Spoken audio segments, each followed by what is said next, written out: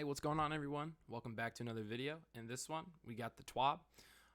We're gonna get right into it. I don't expect it to be like as good as last week's, because last week's had a ton of information. It was like a 50-minute TWAB, just from reading it, but it should have some good stuff about 3.0, Void 3.0. But without a further ado, let's get right into it.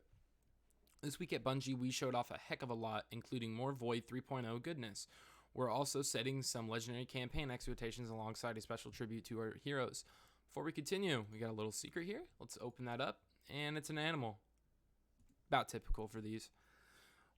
What a week so far, and we still have just a little more time to go before the Witch Queen finally arrives later this month. A lot of new info has dropped this week with an enticing new Vidoc with the breakdown many have been asking for regarding Void 3.0. If you haven't seen the Vidoc, definitely take a look. It's like 14 minutes long. Super good. We got a lot of information, new stuff coming in. Super cool. Feels like the rest of us can't wait to jump right into the next chapter of the Destiny 2 story. We get it. While we can't, would love to, but can't, gift the community with an early drop, there's an interactive experience available now that centers around Savathun herself. I'm going to check this out later. Curious as you should be, we got another little secret. Okay.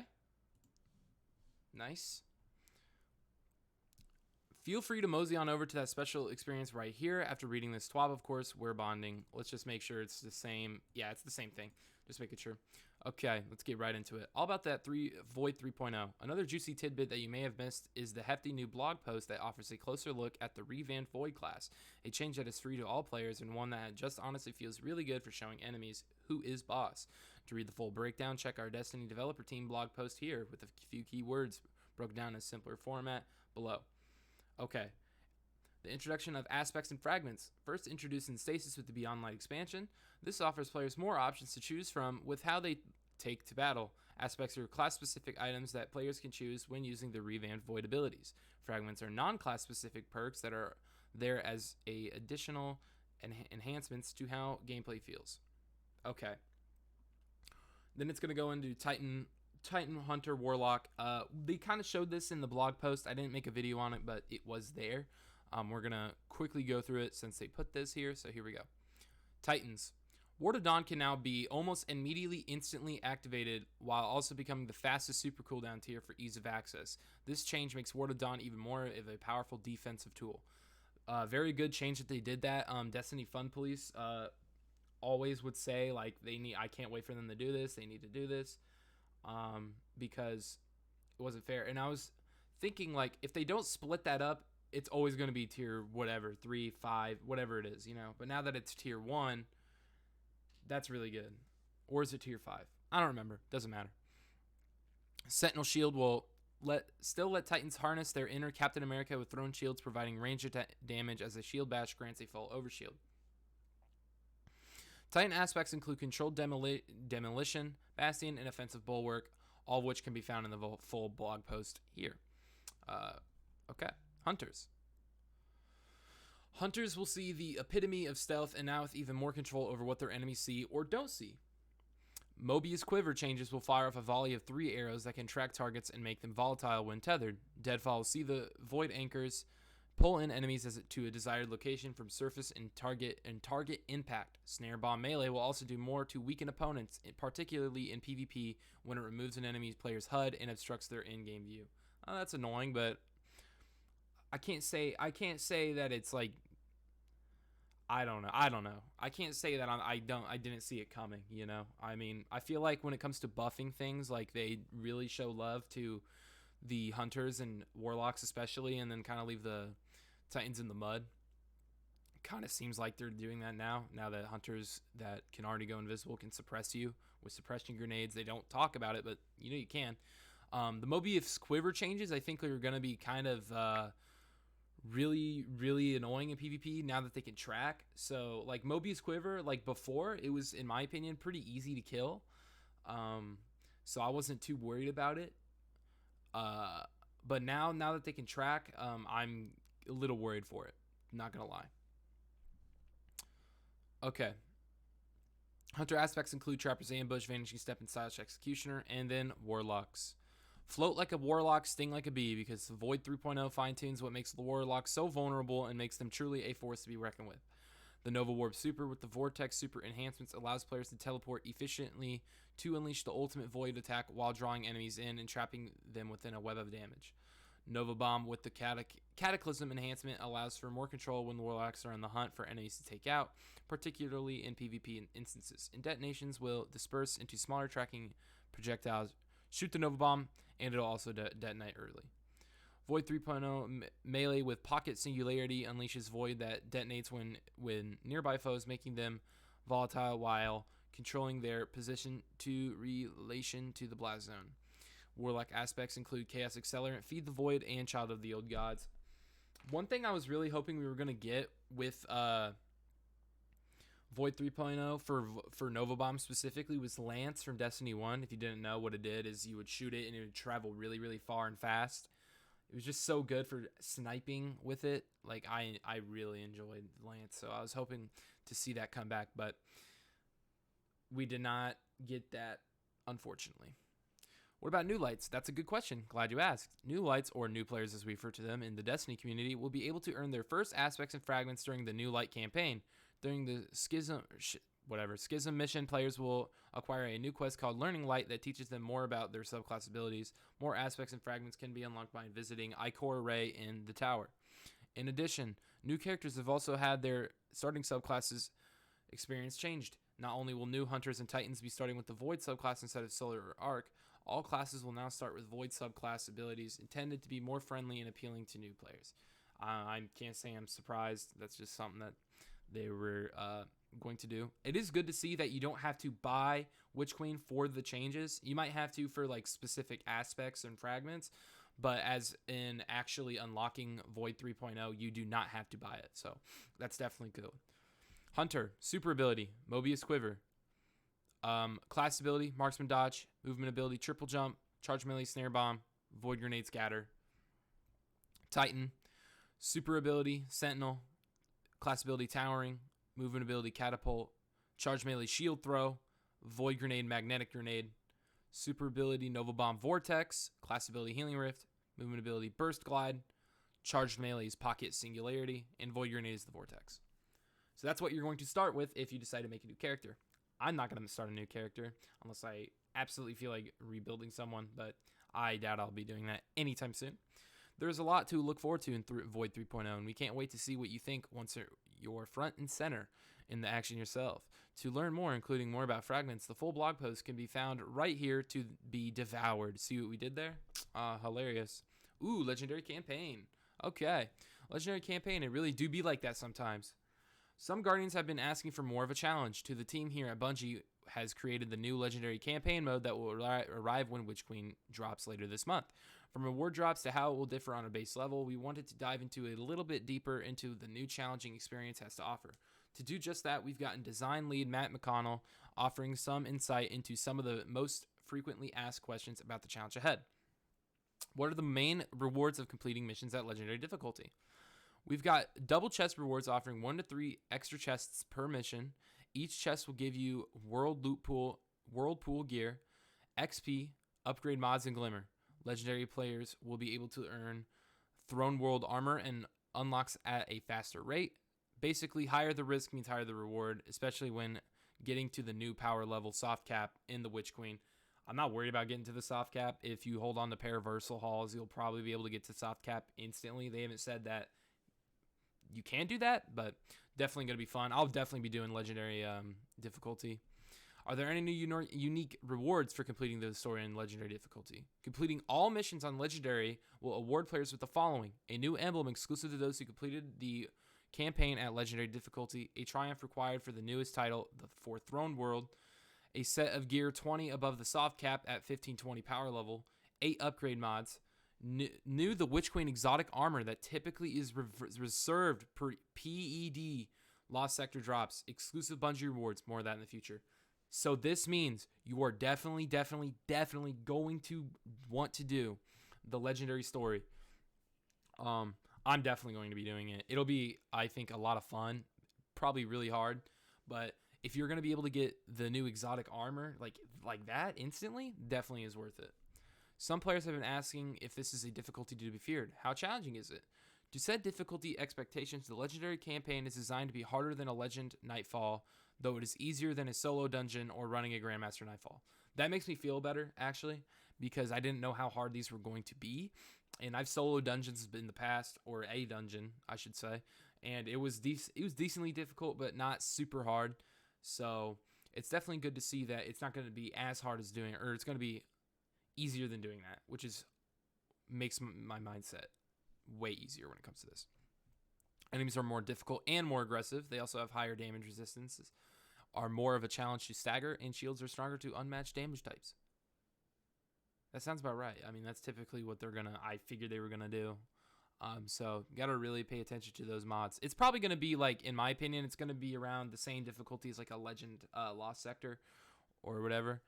The challenge of Legendary also comes into switching up enemy interactions and infiltration, like swapping out an elite for a boss or having an influx of more red bar foes. Oh, that's gonna be sick. I cannot wait. Can I overlevel this content? Each mission caps your powers similar to the raid contest mode so that all Guardians have an even playing field to avoid feeling like every step is a grind. The mission launch screen will have a skull displaying each mission's max effective power. If you're under level, be prepared for a bit of a tough fight. The mighty are forged in battle, but is it that way for solo players too? We've had a lot of aspirational content in the past, but Legendary gives us a chance to give solo players more equal footing with those that opt into playing with the fire team.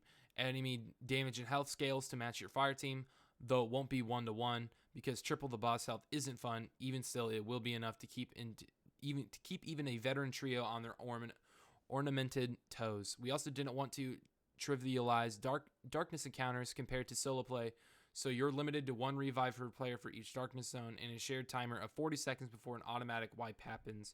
We've said it time and time again, but you have got to stay close to your friends and be ready and able to pick them up when they fall. Okay, so you will have limited revives and probably limited time. Sounds about right. I can't say it's kind of how we expected it, like that's what I was expecting, of course. So, will players be able to tone things down if Legendary is a bit too much for their playthrough? For those folks that find the difficulty of Legendary too overwhelming at first, there is an option to leave a mission and relaunch it through the classic Destiny 2 settings. Some players will want to focus more on the story than on sweat for the first run, and that's totally fine. We want to support that. For those who want more of a challenge later, we've added nodes to replay any of the Witch Queen campaign mission on classic or Legendary anytime, after you've beaten the mission once, of course. Basically, prepare to go ham, or don't. The choice is yours. I'm probably gonna try to do Legend as my first gameplay, because I think it'll be a lot more fun. But yeah, heroes are always welcome. I don't know if you guys saw this trailer. I just did. So the Destiny 2 community is one of the best in gaming, and we want to celebrate how incredible each and every Guardian is. Whether it be our revived community-focused spotlights, the incredible clarity initiatives like Guardians of the World, or player-driven initiatives like Operation Save New Lights to help save newbies through new content. There's a lot to be thankful for when looking at the Destiny player base. One more way we are celebrating the majesty that is all of you gun-toting fashionistas out there is through a new series, Heroes Welcome, a new ongoing video adventure that will focus on the players themselves in a vibrantly explosive tribute, as seen in the style of our kickoff video below. The first video is just the beginning. In future features, we will directly showcase real players within the community to bring your Destiny 2 legends to life while we aim to inspire new lights around the world. As an example, one of the Destiny heroes we were talking to is none other than the incredible Untitled. If the name sounds familiar, you may have seen a few Bungie developers share this epic impromptu Destiny raps on his streams. He kills it every time, never failing to bring the feel-good vibes that he and his community have to offer. Okay. Are you ready to join the future Destiny 2? Good, because heroes are always welcome. Oh, you thought we were done? Oh, nay. We have even more community-driven videos to enjoy. We asked talented members of the Destiny community and beyond to answer one simple question. What is Destiny 2? What makes the game so special? What does one begin to describe a game that has evolved too much to a newcomer? That is the answer to life, the universe, and everything in it. While that last question could be a twab of its own, we're kicking things off with 3 game takes from the Solar Flare, Carbon Animations, and MP edits to see how this expansive world looks through their eyes. So sit back and enjoy the jokes, the tips, and the gaming lenses of the 3 amazing humans. We're not gonna sit through and watch all these. Sorry, but we're not gonna sit through that. So, okay, heard you like new exotics. I do. That helmet looks crazy.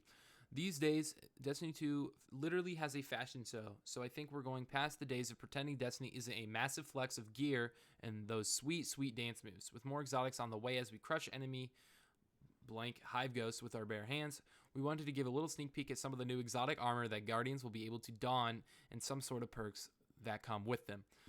It's all fun and games in the Destiny class war until somebody takes it seriously. So without further ado, let's dive into the goodies of all three classes have in store with a little additional insight from the developer team. That's a Titan helmet. Looks crazy. I can't wait to see what it does. I really hope it's good. The Lorelei Splendor Helm for Titans is more than just a pretty face. It has a cauterizing flame perk that allows for sunspots to heal players when they have Sun Warrior. Critically wounded? No big deal. The perk also ensures that a sunspot is created in your location to give you that one last fighting chance with that quick grenade and melee ability recharge in longer supers. Plus, more damage, always a good thing. That helmet is going to be crazy. It actually helps me a lot because if you did not know, I am a bottom tree solar main on Titan, so definitely good to see that I'm going to get some kind of help when it comes to those sunspots, buffing them even more. They're already crazy enough as it is, so it's crazy to see that they're getting buffed again. From the developer team, playtest named Stackspot Helm, the goal here was to embrace the awesome art and to give Sunspot players another choice besides Phoenix Cradle. Also, melee builds are becoming more popular, and this makes higher level difficulty melee more viable, at least in theory. The Titan's Hoarfrost Z chest piece is also nothing to scoff at, though this one takes a chillier approach to combat for stasis users with the Glacial Fortification perk. When a player uses stasis, it allows for a Titan's Barricade to become an impressive wall of stasis crystals. These crystals will slow any target that gets too close while they boosting a player with their fire team's weapon, reload speed, stability, and range. That's going to be good, I feel like. What I am kind of curious about is, like, with these weapons we saw solar and now stasis, why would they... I don't understand why they wouldn't go void and stasis for everything, because it's void 3.0, but I don't know. Maybe they don't want to just like leave it to the one thing. Let's just keep going. This was a team effort. The original idea was to replace barricades with just a single ice block, but Kevin Yanes and the abilities team had some ideas and stuff lying around from Beyond Life for spawning crystals to spice it up.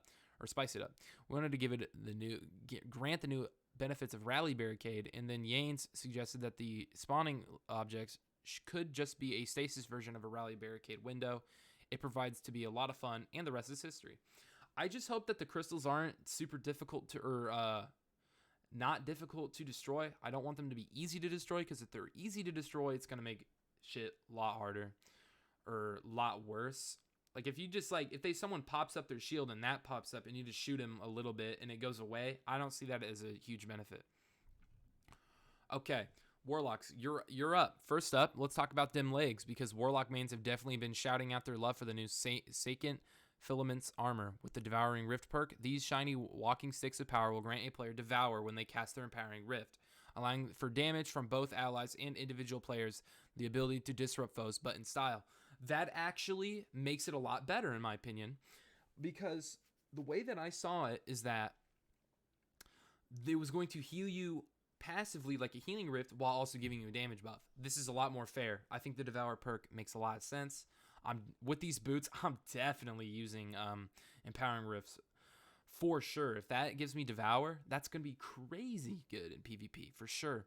My question is this though: will we be able to use this on Arc and Solar too in Stasis? Because if so, these will be absolutely disgusting boots. This started as, what can we give Warlocks that would make Empowering Rift a more viable choice in Master Plus content? We figured the answer was, well, it probably has to heal you, and eventually we settled on what we calling the Devouring Rift pants. Overload was added to increase excitement and expand the options players had to build for various champion-enabled content. Next up are the Osmiomancy gauntlets for Warlocks with the Fervent Cold Snap perk. This nifty look allows for Cold Snap grenades to have an additional charge that will recharge faster when it makes direct impact. The Seeker spawned from Cold Snap grenades also travels farther too. Bonus. I'm very worried about this actually, because I think these are going to be kind of disgusting. In PvP, Cold Snaps are already a problem in my opinion. So to see this is going to be I feel like it's going to be a problem, but we'll have to play around with it. Since Hunters had a Duskfield modifier and Titans had something like a Glacier modifier, it felt natural to give Warlocks something for Cold Snap. Fun fact, the ground fellow for this is so fast that we needed a bug filed to change how it acquired targets. The issue, a grenade thrown near a combatant's feet could spawn a ground follow that traveled through and behind the enemy, then turn around and come directly back toward the Warlock by the time the VA effects applied. It looked like the Cold Snaps were actively avoiding hitting targets and spreading directly away instead. Thankfully, that shouldn't be an issue at launch. Don't worry, Hunters. I still love you for your despite the jokes. You've got something pretty cool gear on the way, including the Blight Ranger Helm with the Voltaic Mirror perk. Lightning lovers, that's where your arc powers can truly shine. This perk allows players to redirect with their arc staff to deal with an increased amount of damage and orbs of light, orbs of power generation for all allies. Basically, get in there and do some damage. It sounds like a good time. I don't think that's going to be a problem in PvP or even PvE, honestly. I think it'll be fun to use. Maybe if you're doing a raid boss and like the boss is shooting at you, can you reflect with your arc staff and double their damage back at them and hurt them? I don't know. We'll have to see. We wanted to make something for Arc Strider that leaned into the aspect of the super that doesn't normally get focused. There are players that love wielding other people's attacks, creatures, game pieces, etc. against them. This is for those people. And lastly, Hunters have the Renewal Grasp to look forward to with the Depths of Duskfield perk. This gives Guardians a much larger radius for the Duskfield grenades, also while nerfing incoming damage for allies within the Duskfield's range.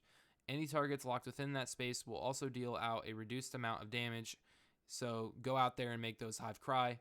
I'm not too worried about it, to be honest. They'll be fine, I think. I don't know how busted they will be. The problem is this: if you can stack that like fragment that buffs grenades already with these armors, and it becomes like double buffed, that will be a problem for Cold Snaps and these Duskfields. Not so much the barricade glacier wall thing, but you get the gist.